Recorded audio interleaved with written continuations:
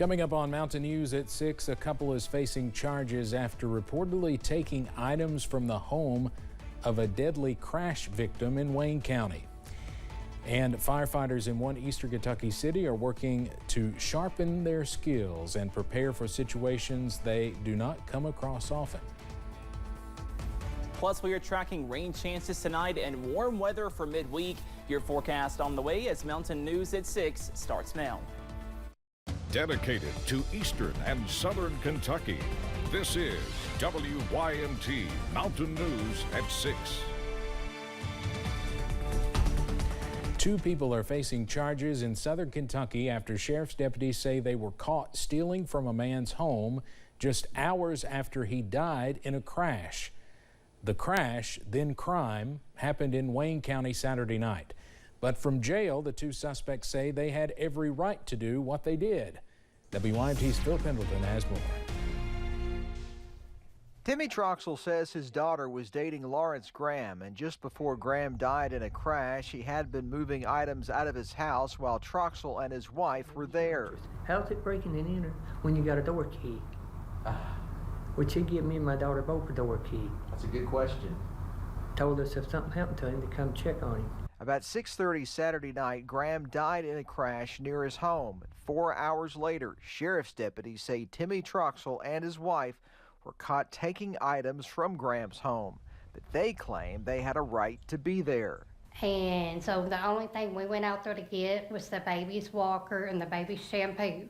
And that's all we got. According to police, the suspects are accused of taking a wide variety of different items from the crash victim's home, including a frozen bottle of peanut butter whiskey, a ball cap, Main Street cigarettes, and a pair of camouflage pants with a leather belt. But the Troxells say much of what they're accused of stealing was never even moved by them. Right before the accident, we had been out there, and me and him had been drinking. And he had put some of his stuff in my daughter's vehicle because he told us he was gonna get sobered up and then come to her house. But not long after that, police say he died in a crash, and the Troxells were charged, but they claim they did nothing wrong. I need to get out of here because I work a job, sometimes 11 hours a day, so why would I have to steal? In Wayne County, Phil Pendleton, WKYT. We have reached out to police to ask them about the suspects' claims, but have not heard back from them today. Kentucky State Police are investigating a murder in Rockcastle County. Police were notified about a welfare check on Goochland Cave Road around 5:30 yesterday afternoon. Troopers later discovered 43-year-old Joshua Dooley had died from apparent gunshot wounds. Dooley was pronounced dead by the Rockcastle County coroner. His body was taken to the state medical examiner's office for an autopsy. Police are now looking for a person of interest in the case. This man, 49-year-old Clayton Cox of Mount Vernon, is considered to be armed and dangerous. If you have any information, you can contact KSB Post 11 at 606-878-6622 or just dial 911. A London man is dead following a crash in Laurel County. State police were notified about this incident by Laurel 911 a little after 5:30 p.m. yesterday. Police say 21-year-old Trevor Wascom was driving a Suzuki motorcycle when he lost control, went off the road, and hit a tree. Wascom was pronounced dead at the scene by the Laurel County Coroner's Office. He had been reported missing by his family since Friday. In Wayne County, West Virginia, police are searching for a Michigan man considered to be armed and dangerous. It started Saturday night when police tried to pull over 23-year-old Damani Kari Harris, but Harris drove off. Police later went to the home of the owner of the car that Harris was driving and obtained a search warrant. When officers searched the home, they found drugs estimated to be more than $200,000 in street value. Anyone with information about Harris should call 911. Police have now identified a suspect wanted in connection to a murder case in Leslie County.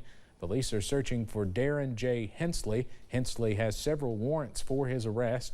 He is wanted in connection to a deadly stabbing that happened April 24th in Leslie County. Rodney Bowling of London was killed. Trooper Matt Gayhart says they're asking for help locating Hensley.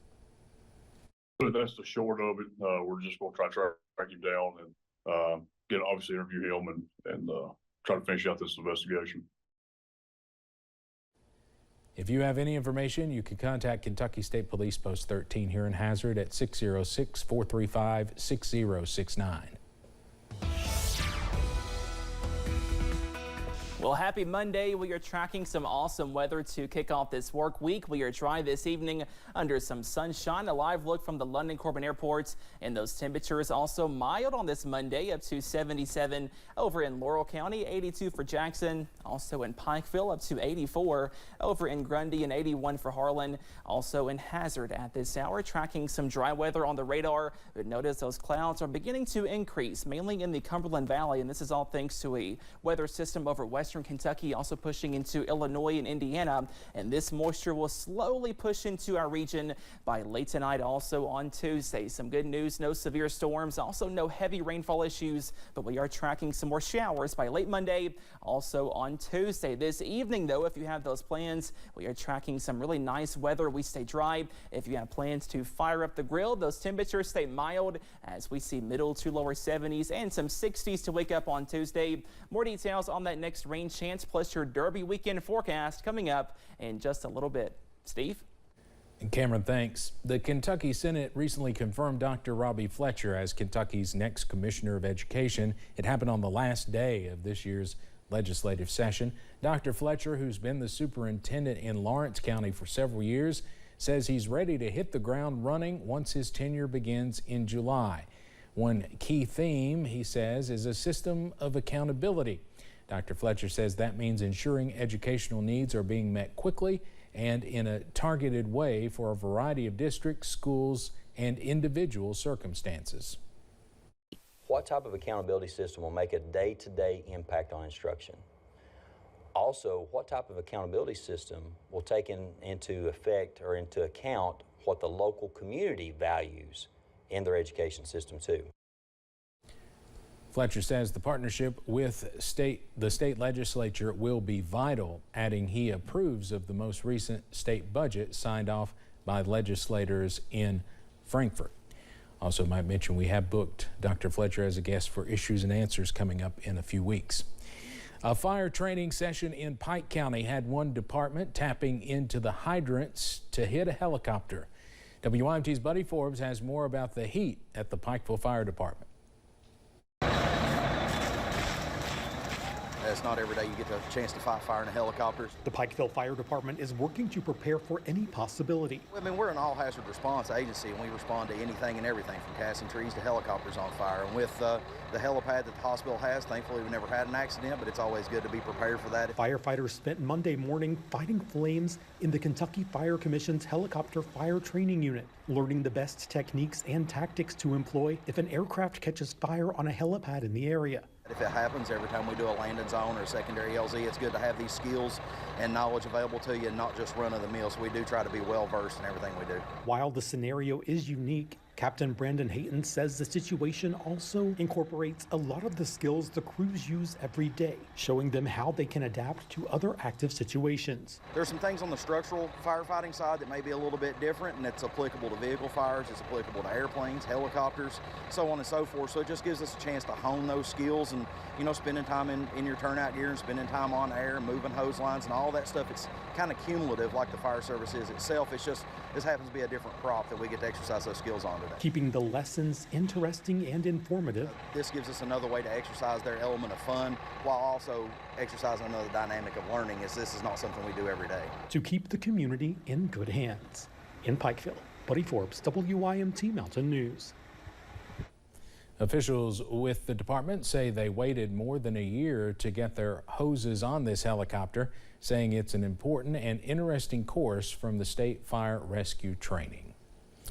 Issues and Answers tonight will feature a fairly new rehab center in Perry County. Beacons of Hope includes several programs helping people recover from addiction. They not only treat drug addiction, but also alcoholism. Executive Director Greg Burke says they've seen an increase in people struggling with alcohol addiction.